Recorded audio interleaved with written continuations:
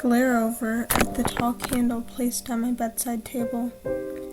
My eyes focus more to see the wax slowly drip down the side and into the stainless steel container that it stands in. Drip, drip, drip. The flame, so big and bold, waving around like trees in a windstorm. Sounds sizzle into my ears. A sensation of happiness flows over me as the fumes flow into my nostrils. My eyelids close as the tingling runs down my body. I think of her. The sound of her name makes me feel okay. Like the candle, she is so bright. Eyes, voice, and teeth, all alluring compliments to the stunning canvas. I think of everything about her, an imperfect being as a display of absolute. The sound of her laugh tingles my brain and washes over my mind like a storm of plumerias. Hair brown, long and wavy like the ocean. Eyes green and wild like the jungle. Voice smooth and beautiful like her entire being. Just her existence gives me life.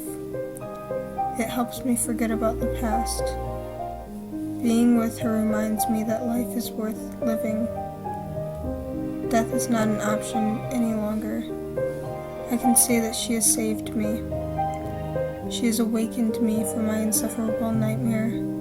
Yes, I do have the memories of my hideous past. I am reminded of it every night.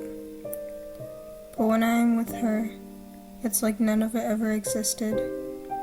Rolling over, I see a photo of her taped onto the wall. Her eyes stand out. A green glowing intensity. Appearance-wise, they were probably my favorite thing about her. Sometimes their green color turned to dark, but sometimes they grew bright and enchanting. I rolled back towards the melting candle. Watching the wax slowly drip down the side, I began to feel sleepy. Squinting at the flame, my eyelids start to drift downward. This is the worst part. I don't want to go, but my mind forces it upon me. Down, down, down. They finally fall to a hindrance and into a deep slumber. The first thing I detect is her.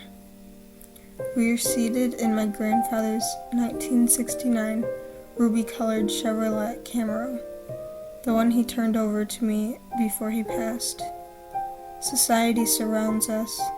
Everything but us is in slow motion.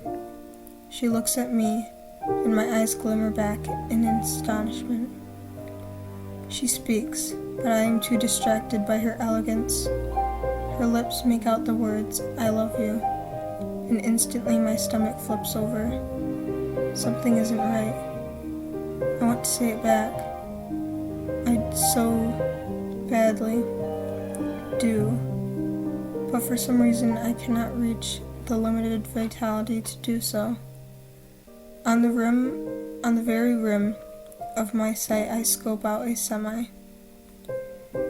I look over to see it directly driving towards us. Everything is still in slow motion, but in particular, the semi is strangely moving remotely quicker than the others. My instinct is to move the car, but it won't start. I then reach complete panic mode. I try everything. The doors are tightly shut and the windows are indestructible. I look back at her. The frown upon her face brings me complete and utter heartache.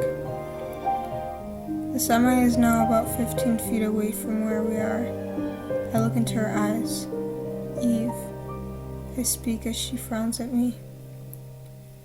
A tear slips from her beautiful green eyes. "I'm sorry," she says. And then that's it. The semi reaches the car and creates darkness before the destruction happens. I hastily sit up from the mattress, and a deep wail escapes my insides. Suddenly I hear running. A door bursts open, and a nurse emerges from the eruption. Once she reaches me, she instantly holds my body. Created using Powtoon.